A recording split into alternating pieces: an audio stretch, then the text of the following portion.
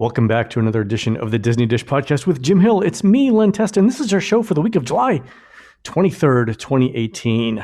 5 years ago this week, in 2013, Pleasure Island's old Comedy Warehouse was demolished as part of the Disney Springs refurbishment that we've all grown, Jim, to know and love. And speaking of demolition, let's bring in our own one-man wrecking crew, Mr. Jim Hill. Jim, how's it going? See, now you're making me sad. Do you remember the World of Croutons? When the Comedy Warehouse did its scripted show, the way they made fun of Epcot is they had the show The World of Croutons. No, I've never heard of this. The World of Croutons? Yeah, they managed to make fun of every single Epcot pavilion as part of The World of Croutons. Oh, we have to do a show on this, Jim. They managed to even fold in the dinosaurs, because again, when the dinosaurs died out, saw the rise of the crouton. It was sort of the Imagineers' way of saying, we've kind of had our fill of dealing with craft food, but... That is fantastic. Jim, we have to do a show on this. Absolutely. Jim, the reason why I bring up Disney Springs is we have some news about some Disney Springs restaurants, but also this is the show that goes over restaurant ratings for non-theme park restaurants. Remember a couple of months ago, we did a show on the most popular and least popular restaurants in the Disney theme parks, and we got a tremendous number of comments from listeners who said we should do the same thing, but for the Disney and Universal resorts. So this is that show. Cool. Before we get started, though, some news from Disney Springs. Number one, Frontera Cucina at Disney Springs recently got a new menu. So this is the Mexican place that popped up a couple of years ago in Disney Springs. New menu. Rick Bayless was down to debut it the other night. It'll be interesting to see how that is received. My question for you, Jim, is how much of this do you think is a response to the opening of Jaleo that happens later on this year? Oh, boy. We keep talking about Disney Springs as in, well, it's settled, it's done, that the project's locked, and that's really not the case. I mean, if you look at what's still going on at the West Side, and oh yeah, are we allowed to talk about bongos yet, or? I was going to get there. Okay. Right. Just to back up. So Jaleo is the new restaurant by Chef Jose Andres, which should be opening in the fall of 2018. So this will be tapas and traditional and contemporary Spanish cuisine. Mm-hmm. There are already a couple of established restaurants in Disney Springs with Latin food. Frontera Cucina is one of them. Obviously, the other one is Bongos. And that brings us to this news. So, Jim, we heard last week in a hush-hush, secret ceremony that a new restaurant group has signed a deal to take over the Bongos location in Disney Springs. In theory, it is a prime piece of real estate. Yeah, we've said this for a number of years. Bongos is a huge restaurant. It's at least two floors. It's got some outside seating. It's a tremendous amount of space in the middle of Disney Springs. The other thing about it is it does not get good reader survey responses in our surveys. So again, the average restaurant in Disney World gets a rating of about 89%. It's like everyone's a B+ student on average. Bongos, mid 70s, which is so far below average that we don't recommend it. And it's been sort of the butt of jokes for many years for us. It is almost certainly one of the least good restaurants in all of Walt Disney World.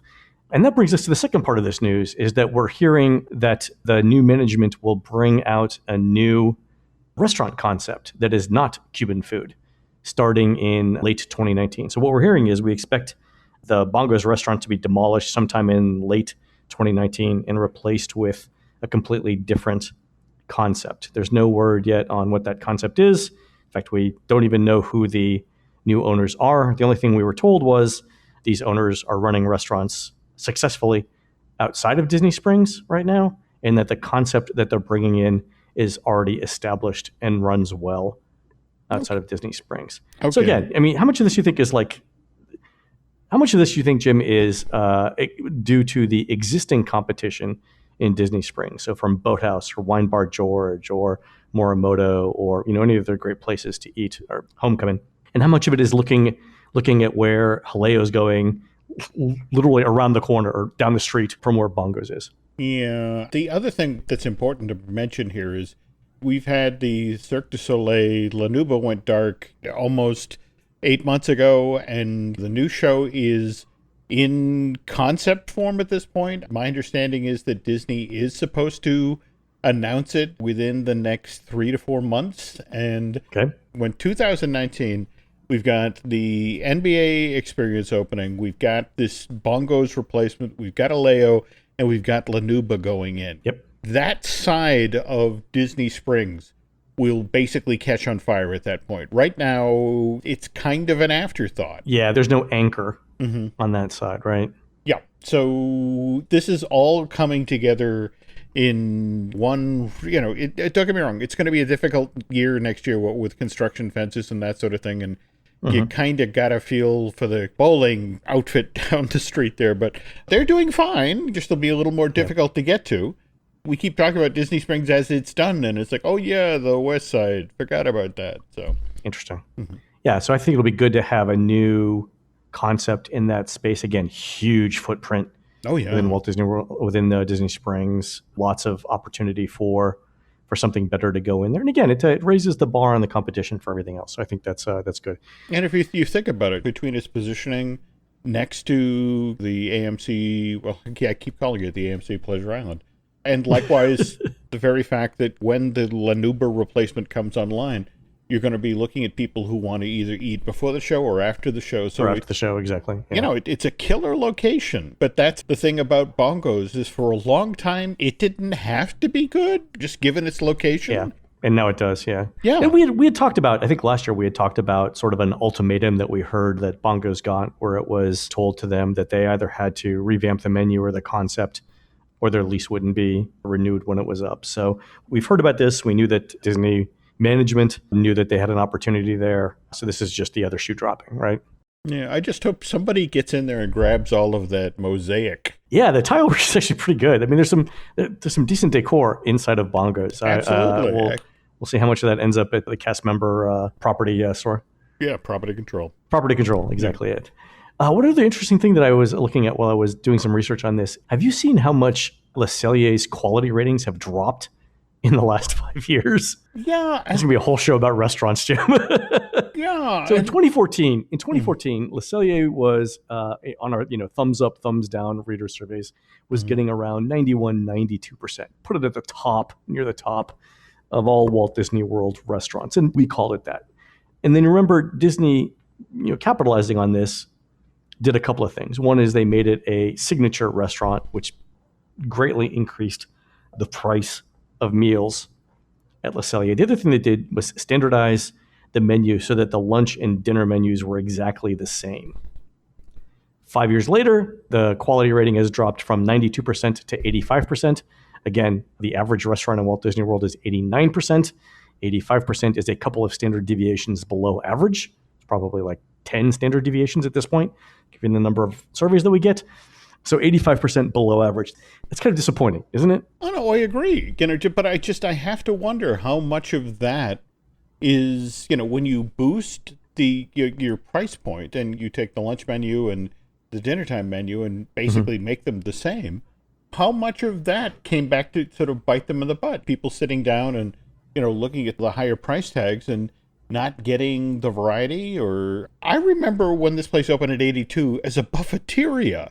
Yeah. When you get inside of that restaurant, there's still enough bones of the buffeteria where I honestly wish, I guess, Le Cellier out ahead of the 50th could see a reimagining, a repositioning. If you think about the grounds, you think about where it's located, there was a reason that it was beloved. And this happens with restaurants over time. Whether it's the staff gets complacent or the kitchen crew, you got to keep them on the ball. And yeah, I will note that the prices definitely have something to do with Le Cellier. At least my guess is that prices have to do. The ribeye is $54.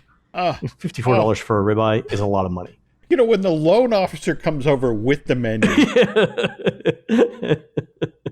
Your waiter comes in, offers you some pretzel bread, gives you the menu, and then says the loan officer will be by in a minute to help you with your order. Yeah, God.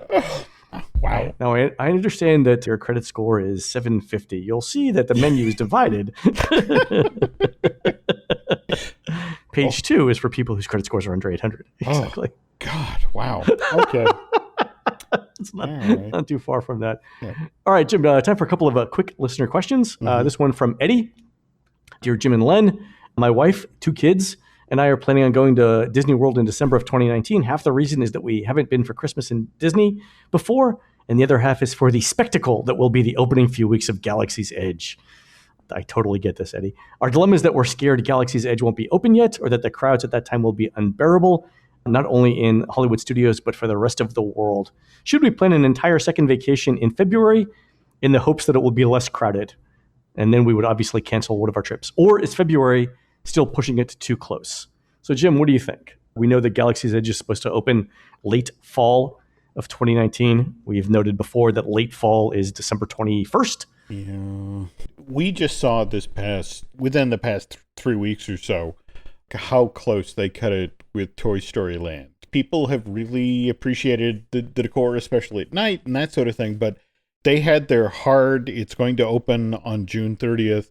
And just the fact that we're seeing the pass holder events pushed off to September and that sort of thing, I'm not hearing good news coming off of the work site, as in, boy, we're ahead of schedule, or boy, things are going easy. The Black Spire Outpost, Disney's never done anything like this before. Yeah, the level of detail and the level of technology that's integrated into the land is phenomenal. By the way, just as a quick aside here, did you see that the I-4 construction project is now 8 months behind schedule because of weather delays? And I think that plays into what Disney might be seeing too in terms of weather. The Sentinel just did this amazing story about that. It's not just 8 months behind. It's $100 million over budget. They were talking about the number of cars that have been damaged. Yeah. But I was telling Nancy the car. I grew up in New England where it's like the Big Dig was 15 years behind schedule and 400% over budget. And it was like, 8 months. What are you talking? 8 months. Oh, please. You amateurs. The legal paperwork for the lawsuits won't even be filed in 8 months. Yeah. That's when you know it's not a problem. When the issue can be resolved prior to all the paperwork being filed in court, not really a problem. At least that's what my Uncle Vinny used to say. My concern is that if they aren't able to get this open till the late fall, I would just hate to be in a situation where, you've booked planes, you've booked hotel rooms. Len will tell you, there's nothing quite like being next to a new land or a new part of the park that's going to open in 2 days and you're going home. Yeah. It's very frustrating. Especially when you've made a special trip to be there, to see something, to preview and walk. But that's just the nature of the beast. Yeah. They open when they're ready. I mean, to Eddie's point, even if it is ready in December, the crowds will be insane. They will. Right? So if Eddie's saying we don't want to go if it's not open or if the crowds are crazy, both of those things could be true in 2019, and the crowds will definitely be crazy. Here's the concern that I have. Mm-hmm. February is Eddie's alternate time. Yeah. If you look at when President's Day week and when Mardi Gras fall in February, those are both big holidays. It's basically the last 2 weeks of February. Mm-hmm. Monday, February 17th, 2020 is President's Day. The following week is when Mardi Gras hits. So Eddie, if you want to go, I'm thinking the first half of February is going to be better than the second half of February, if that helps out. Still likely to be crazy for Galaxy's Edge, but not quite as insane as December or the second half of the month. Let's not forget about the joy of traveling by air or by road that time of year. But what am I talking about? Just yesterday they had that huge line of thunderstorms come through, and JFK was total shutdown for hours. They couldn't fly anything in or out. Oh yeah, it was a crazy amount of weather here. Yeah. I guess there is no ideal time, Eddie, but Len's right. If it were me, I would default to February just to be safe. Yeah. And I'd still be ready for some pretty crazy crowds. So plan on you go to Disney Hollywood Studios and you spend the day getting into Star Wars land and then come back another day to see the studio. Exactly. All right. A quick question here from Rich. Why are more Disney park products not available for purchase on the Shop Disney Parks app? When the app debuted, I thought it was great. I could order non-perishable items like shirts, glasses, and etc. that you could only get in the parks. Now it seems as if the majority of the products are in-store only purchases. What gives? Seems like an untapped revenue stream to me. So Jim, what is the purpose of the Shop Disney Parks app if you can't get things in the parks on the app? Well, a couple of things came back and bit them in the butt. I'm trying to remember what product sold out instantaneously and led to some really, really ugly exchanges online. But what they've discovered most recently is that with like the t-shirts and the mugs and that sort of thing that were created exclusively for the closure of the Great Movie Ride, you could go into the on-site store there, or people were like, "Hey, I'd love to order that," and it's like, well, okay, here's the thing: you can either have the petite or the triple or the quadruple X. That's what we have. Yeah, all the mediums are gone. Yeah, there's also been enough times where Disney has guessed wrong, where they've had to move these huge piles of stuff to the outlets and to the, as we were just mentioning, the cast member only, store backstage. So what you're saying is that when they open up in-park stuff to online demand, the swings in demand are so great that they don't know how much to order of each. So if they over order, then they have to sell it all at a discount. If they under order, it just makes people mad. Yeah, all right, that makes sense. But at the same time, they recognize we have two things coming up that are going to be retail madness. And one, obviously, Galaxy's Edge, opening tail end of next year. Yeah. And then everything related to the 50th anniversary. So they are genuinely trying to deal with this, but just as we saw early this week with Amazon and their whole Amazon Prime day-and-a-half sale and how that blew up, it's like even the most experienced companies with the heaviest infrastructure still have problems. And there's actually been a lot of pushback lately about the fact that Disney, frankly, has not been all that smart or all that aggressive about changing out its retail technology. I mean, oh yeah, just the chip readers, just the number of places around property where everywhere else you could drive out to 192 and at Target use your credit card with a chip, whereas on Disney property it's like, what is this chip? But there's this chip of which you speak. Yeah, I guess. Yes. So, all right, that's good to know. All right, one last question from Xavier. We had an all-male cast of questions today from Xavier. Hey guys, I live in California. I'm a Disneyland AP holder. I love hearing your podcast. Keep up the good work. Here's my question. I'm a big Disney parade fan, and I love all the parades. My question is, and Jim, we should probably take this as a topic for an upcoming show, but the question is this. Has there ever been a parade that was planned for Disneyland or DCA, but never became a reality? Parades. So there's more than one. All right, we should probably do a show on this, but what were they? I think my favorite of the bunch was the Lightkeepers Parade. This was actually for it actually keyed off of the version of Tomorrowland that got canceled for California. But literally the parade was supposed to start off with, they were going to do a simulated UFO landing out behind Small World, and then the gates were going to open, and you'd have all of these alien races march. Jim, in California, I'm thinking the crowd reaction to aliens landing would be half terror and half, let's go put flowers in their hair type thing, right? I don't think there would be anything more than two reactions. Let's be friends with the aliens and let's run away as fast as we can. Yeah.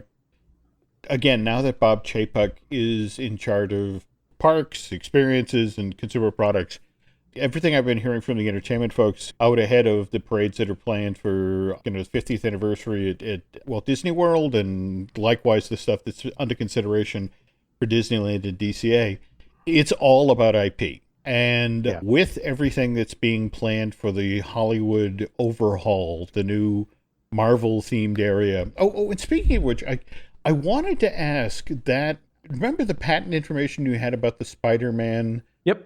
The big swinging ride. Yeah.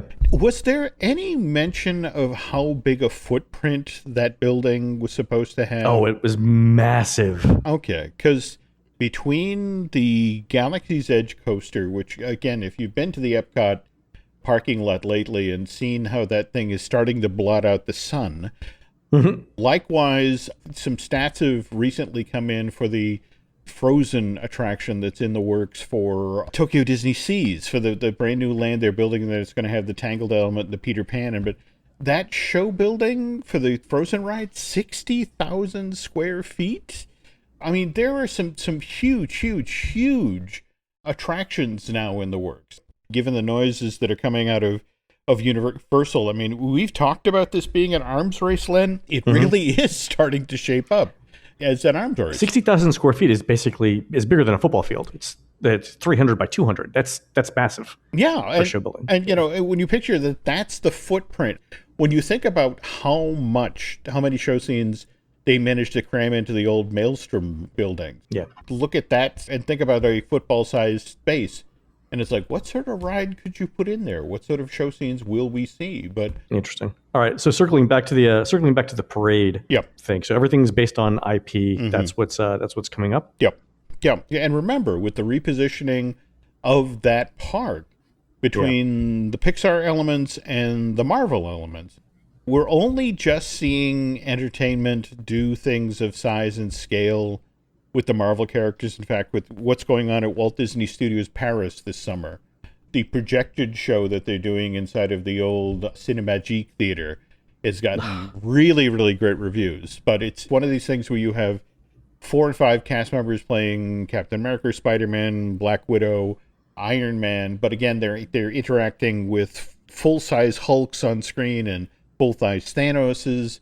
It really is kind of a proof of concept for what they'd like to try to do as they head east with these things. Disney World, and again, working around the master licensing agreement with Universal, but likewise for California, that there's some really impressive stuff coming. All right, so let's take it as a to-do item to do some research on Disneyland parades that never became reality. How's that sound? Writing it down now. Awesome. I think that's a great topic. Thanks, Xavier, for sending that in. Mm-hmm. Okay, Jim, let's take a quick break.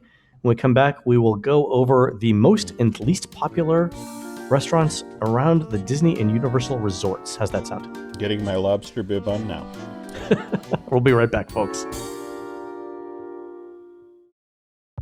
This episode is brought to you by Progressive Insurance. Do you ever find yourself playing the budgeting game? Well, with the Name Your Price tool from Progressive, you can find options that fit your budget and potentially lower your bills. Try it at Progressive.com. Progressive Casualty Insurance Company and Affiliates. Price and coverage match limited by state law. Not available in all states.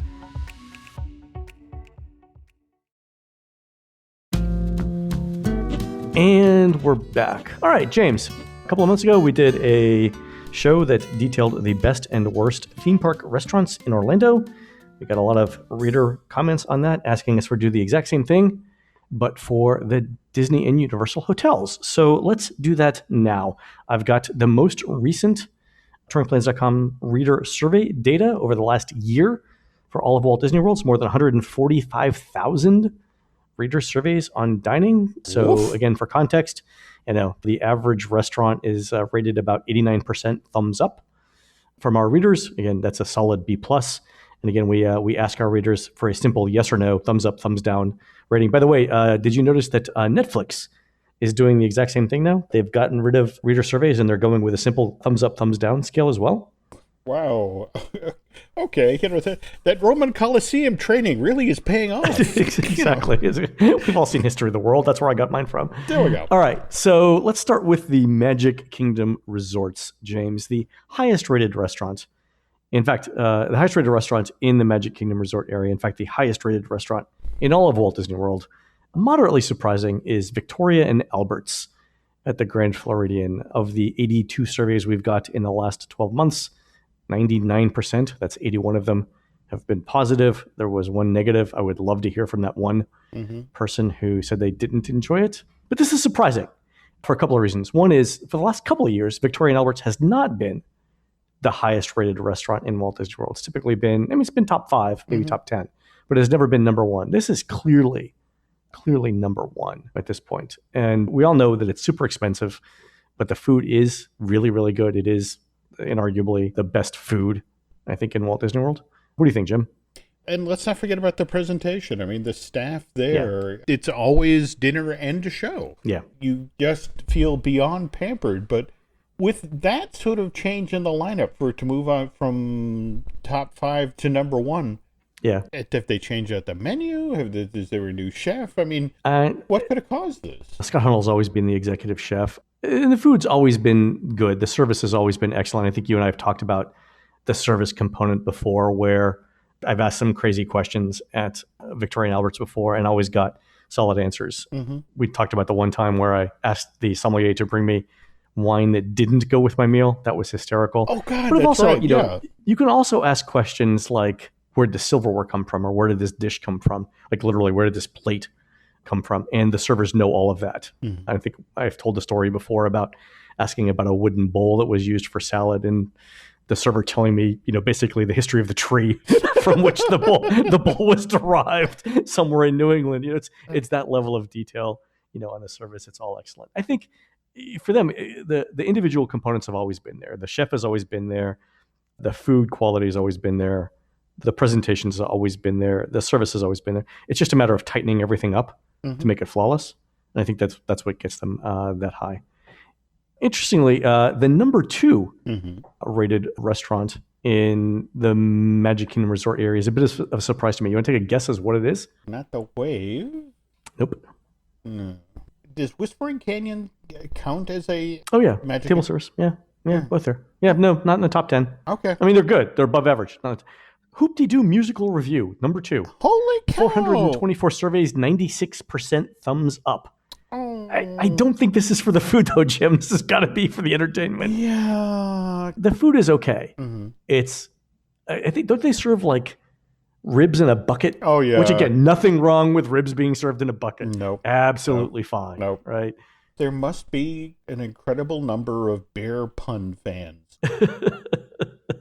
It's always been, you know, this sort of rock of the Disney World experience. I mean, when you think about 75, 76? Yeah, it's been around. We've done shows on this, on the history of the presentation there. Yeah. Of the stage show. And just recently, in fact, with my understanding is that the Disney Weddings folks, the folks who were doing the new series they're doing on Freeform, and evidently there is, God help us, a Hoop-de-doo wedding coming.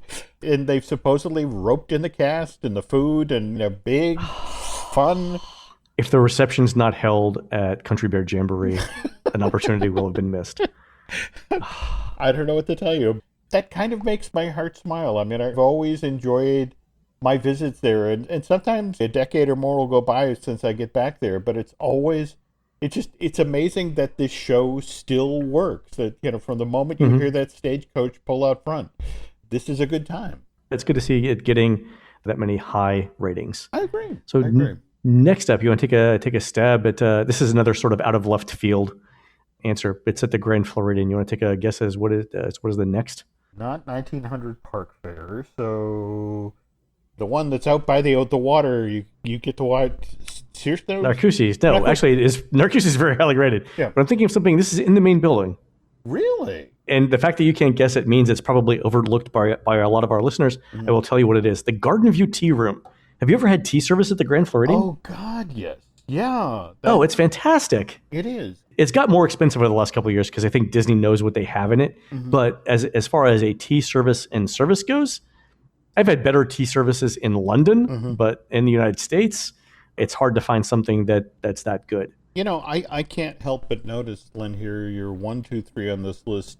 The food is good, all 3 of these, but these are more experiences than anything else. I mean, you know, That's a great point. Yeah. You know, you're having a dining experience. So it's an experience. Does this continue with our number 4, or? It does, actually. Oh, wow. California Grill. Okay.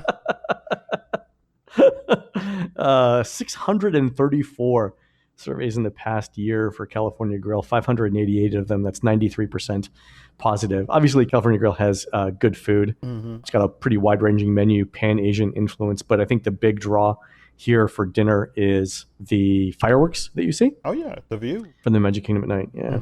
Do we ever actually get back to and the food is good? Well, the interesting thing is, so we're talking here about table service and counter service restaurants, but if you look at the bars and lounges, bars and lounges are almost uniformly all rated high in Walt Disney World, but the third rated entity in the Magic Kingdom Resort area, the second highest rated bar, is Top of the World Lounge, 96% thumbs up. So again, that goes along with the whole experience thing. I could see that. So we'll do a couple more, and I'll just read these off in order. Then we'll talk about the ones at the bottom. So the next group after California Grill, all grouped together in the 92% thumbs up. Trails End Restaurant, which is the buffet over at Cabins at Fort Wilderness, the Grand Floridian Cafe, and the Gasparilla Island Grill, which is counter service. Okay. Also doing really, really well there. All good, solid choices. Yeah. So a couple of other places that are still rated above average: Narcoossee's, Artist Point, 1900 Park Fair, Whispering Canyon, The Wave, Citricos, Ohana. And the Kona Cafe actually comes in right exactly at average at 89%. There are only a handful of things that are not rated fairly solidly at the Magic Kingdom Resort area. I will mention two of them. The lowest rated thing, 230 surveys, 179 of them say they're positive. That's only 78%. The Spirit of Aloha dinner show at the Polynesian. I've been to all the Disney dinner shows. I like this one the least. The thing that I wrote about in the review is when the food comes out, the only thing it's good for is demonstrating how hard it must be to cook for 200 people at a time. It wasn't good. You're there for the show and I guess for the ambiance. I get it. I don't think the show is actually that good. I wouldn't be surprised if this got an overhaul. The thing that surprised me, though, so not far up from the bottom of this list, Chef Mickey's, 1,034 surveys, 859 of them, that's 83% thumbs up.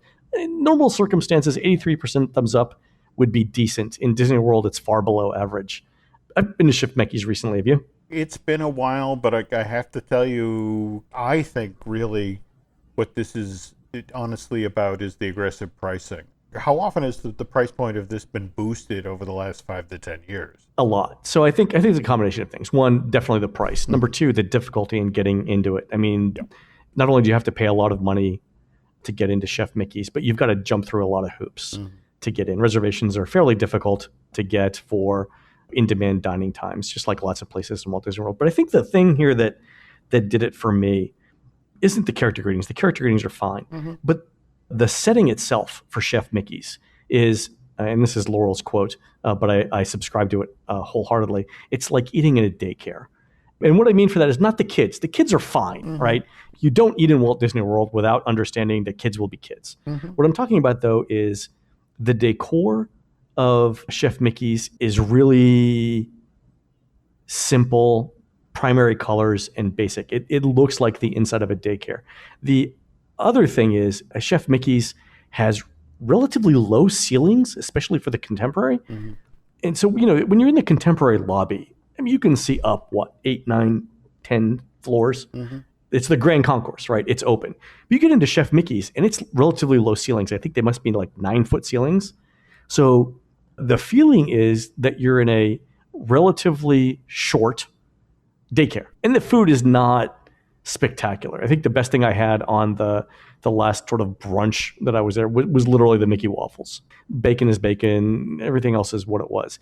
It's not spectacular food for the money. It's difficult to get into. The setting isn't really that good. I think that's dragging it down. What you've discovered with your survey here is actually been borne out by Disney's own internal surveys. Oh, yeah. But the problem is the place is so profitable. Yeah, that's the thing. I mean, people still go, okay, 1,000 surveys, Jim, 1,000 surveys. Yeah, I mean, that's 2 people a day. Right. 3 people a day, going just, and when you consider the response rate on surveys for us is like 5%. I mean, that's a ton of people going to Chef Mickey's, right?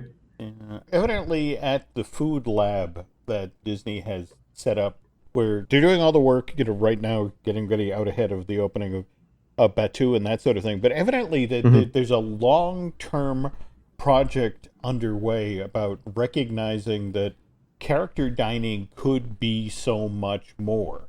But, again, the argument is when you look at like the Crystal Palace, when you look at Chef Mickey's at the Contemporary, and the huge lines, it's like there is just no incentive to change. That's it. Yeah, I mean, if the thing is selling out, right, every day, and you're able to charge a premium for it, the economics of closing it down for a 6-month refurbishment, to gain 5% more in profit, 10% more, that's not going to cut it. It really has to be like, we're going to shut this down for 6 months, but we'll be able to double our money in a year. That's the kind of thing that Disney looks for. They could be at a point where, major refurbishments don't make sense. No, they're trapped in a local minima, as it were. Or local maxima, anyway, so depending on how you look at it. By the way, speaking of a number of surveys, the most surveys we got in this area, do you want to guess what it's for? No. Ohana, 1,700 surveys in 12 months. So again, it's about 4 a day, 90% thumbs up. I just ate at Ohana. We talked about that. 90% thumbs up. I can see that. I can rationalize that. But was there any decrease in the number? Because remember what you were talking about, the sort of the speed Ohana experience of you're sitting down and here's your hors d'oeuvres and here's your hat and your coat. What's your hurry? Exactly. Yeah. I'd have to go back and look. I didn't sense anything on it. It may have, one or 2 points, I guess, over the course of a year is probably fine. I'll go back and look. That's a good question. Okay. Let's move on to the Epcot resorts. So there aren't as many here, so we can break these out into table service, counter service, and bars and lounge. Jim, what's your guess here as to the top-rated table service restaurant in the Epcot resort area? Cape May? Third. All right. Okay. What's number one? Beaches and Cream Soda Shop. Really? 601 surveys, 92% thumbs up. And how many of those people ate the kitchen sink? Yeah, that's it. Apparently, the people the 47 people who didn't rate it thumbs up passed away during eating the kitchen sink. The thing is, the food here is good. The burgers are good at Beaches and Cream, and the ice cream is good. It is tiny, right? It's also difficult to get into. The 601 surveys we got, I think, is literally everyone that could fit into the restaurant over the course of a year. But Beaches and Cream has been consistently rated top restaurant there. The only thing I would say about Beaches and Cream, I think the fries could be better. But other than that, nothing wrong with hamburgers and ice cream, right? Yeah, I'm kind of startled at that number because, again, the very thing you're talking about, it's tiny. It's one of these places where you really don't feel like you can linger because there's always people waiting to get in. So you don't dawdle over a meal or that sort of thing. So that's an intriguing number for that space. Don't get me wrong. I've had some fun times there, but that high, wow. All right, so we've already said Cape May Cafe is number 3, 570 surveys, 91% thumbs up. But 2 and 4, places 2 and 4 surprised me a little bit here. Number 2, you want to take a guess? It's relatively new. Okay. Would this be the replacement for Shula? Nope. It's Trattoria El Forno.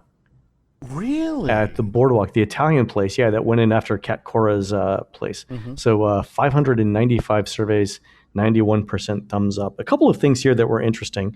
Number one, they added a character meal a few months ago that I think has a character meal breakfast that has helped with demand. But number two, we kind of knew that things were going pretty well for them when they added on extended breakfast hours and brunch a little while back. I think, dinner here is competent for what it is Italian. Competent to good. 91% thumbs up is, again, a couple points above average.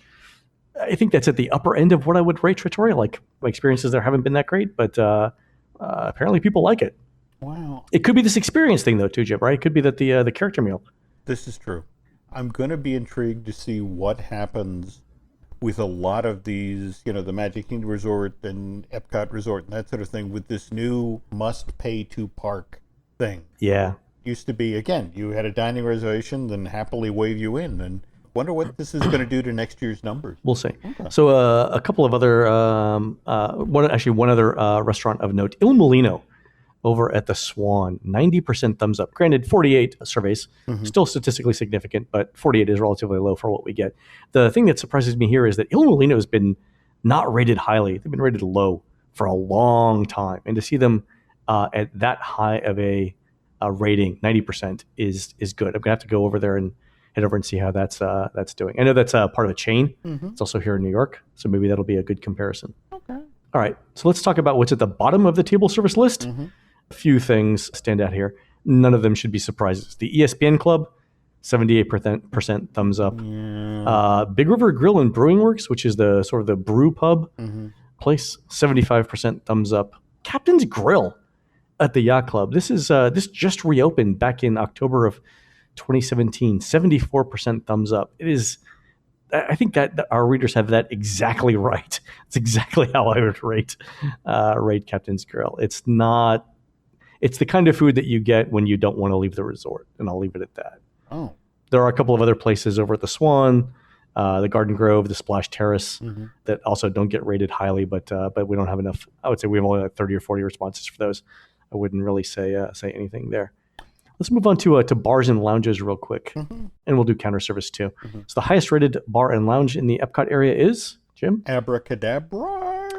Fourth place, Bellevue Lounge, the Oh, Boardwalk. I've been here a number of times, both for breakfast and for late night drinks. And I'm not saying that the late night drinks actually extended into breakfast. I'm not saying either way. But the thing here, this is tiny. It's a tiny place. They do a decent breakfast service entry. I think the thing that makes this place good is I have invariably got friendly, good service at the Bellevue Lounge. And like I said, it's a tiny place. It's got really comfortable seating. yeah. It's right off the lobby of the boardwalk. But I think the service here is the thing that gets these ratings. 95% thumbs up. They have that wonderful ability to be there when you need them and then back off, disappear. Yeah. I mean, Well, you and I have been here a couple of times together where we were getting ready for events and stuff. yeah, I mean, that's the thing. It's just, it's wonderful little, but you're right. It's that, I mean, there are broom closets that really, that have more space, but that's wild that they get that high rating though. Also doing really well, Boardwalk Bakery and Leaping Horse Libations over there. But the Boardwalk Bakery has always been rated pretty high. You can't go wrong with baked goods at the Boardwalk, right? No, to walk outside, coffee, and watch the world go by. That's a very pleasant experience. Most of the places that are rated low here are sort of like either strange offerings like food trucks at the Dolphin, or something like food service places that were inserted where they shouldn't be. So like the food served at the Beach Club Marketplace does not get really high ratings. Remember, this is where they carved out part of a retail shop and put in sort of a grill. Yeah, so 332 reader surveys, 66% thumbs up. That's not very good there. But again, if you're going to these places, you're buying prepackaged things, right? And let's face it, that's more about, I have to get back to my convention meeting. Just run in and grab back upstairs. Two things that surprised me in this reader survey were the ratings for Flying Fish and Todd English's Blue Zoo. Both of them were rated below average, 84% for Flying Fish, 83% for Blue Zoo. Flying Fish at 84%, they just went through a refurb within the last year or so. To see 84%, which again is well below average, that's moderately surprising. I think for Todd English's Blue Zoo, the stuff that I've got there that's been really good, this is a seafood place, so take this into account. The things that I've got there that are really good are the steaks and the bar food. So I think there's something going on there. We'll see what happens. I may have to go back and revisit that. Okay, this was a redo within the past year, 2 years. I mean, yeah, relatively recent. Yeah, I mean, it's one of the things like when you were talking about the Captain's Grill. It's sort of like, okay, they're coming back from rehab, and sometimes it takes a restaurant time to find its feet again, but it's like if you're a year or two in, that's concerning. Yeah, like you should have figured all of this out. All right, let's just do the rest of the resorts real quick. This includes the Animal Kingdom areas, all of the other DVCs that aren't related to the Magic Kingdom and Epcot. So starting with Animal Kingdom Lodge, both Kidani and Jumbo House, the three highest rated table services in this area are all there. Jiko at 95%, 342 surveys. Sanaa, 94%, 652 surveys. And then Boma, 94%, 894 surveys. I say Boma despite the fact that the manager there, little crazy. I'm just saying. That's a joke. Actually, the manager is a dear friend of ours over there. So shout out to her. She's obviously doing good work if that's doing well. Yeah. I mean, these have been highly rated for forever. Yeah, and right, and deservedly so. It's a combination of great food, amazing atmosphere, crazy dedicated staff, and just the fact that people had such a great time previously that they keep circling back to these. They want to replicate the experience they had their last vacation. So it's like, we got to go to Boma. We got to go to Jiko. It's the way it is. And speaking of the people that have been going there forever, a place over at Old Key West also ranked pretty high. Olivia's Cafe, 93% thumbs up. So if you're eating at Olivia's Cafe, that means you're probably an Old Key West DVC owner, which means you've been coming there for 20 years. I've only eaten breakfast and dinner here. I've never had lunch at Olivia's Cafe. I got to go for lunch one day. Service is good. Food's good. No complaints. When you get over there and you're doing that, this is what Disney originally envisioned the DVC vacation experience to be. That always makes me a little crazy that when you get over there and you see the size of things and the scale and This was the trial run, and then you look at where they've gone to, and it's like, can we go back to that? Exactly. The places that don't do well in this area will all be shocked to hear this. It ends up being Shutters at Old Port Royale, which has been shuttered.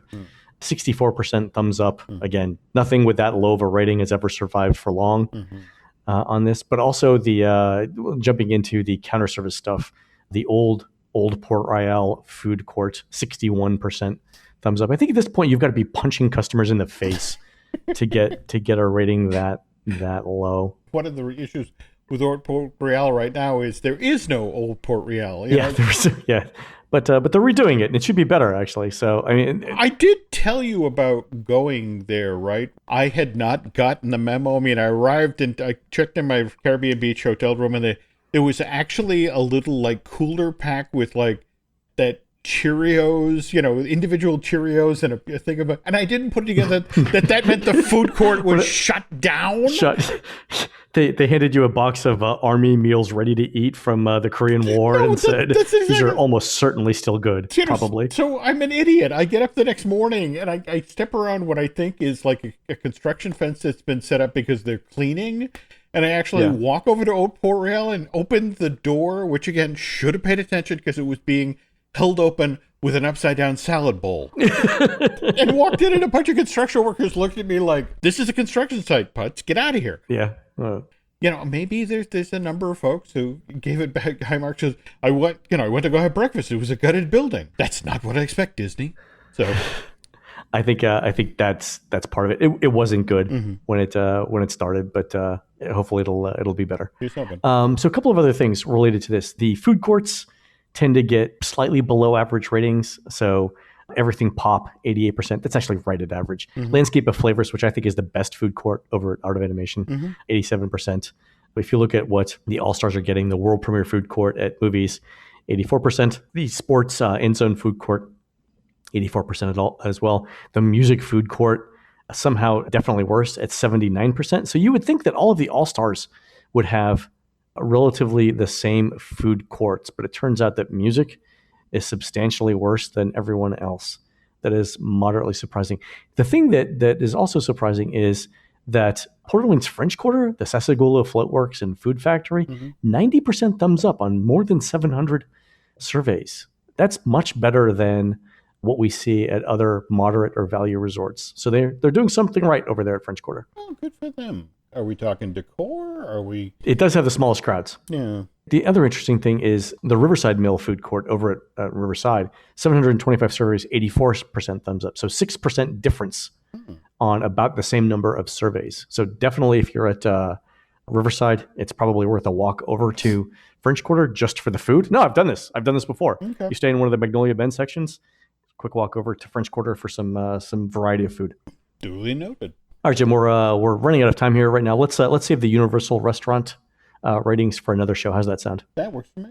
All right, folks, you've been listening to the Disney Dish podcast with Jim Hill. Don't forget we are produced fabulously by Aaron Adams. Please go on to iTunes or Stitcher or grab the nearest menu and write on the back of it your show ideas and what you'd like to hear next. For Jim, this is Len.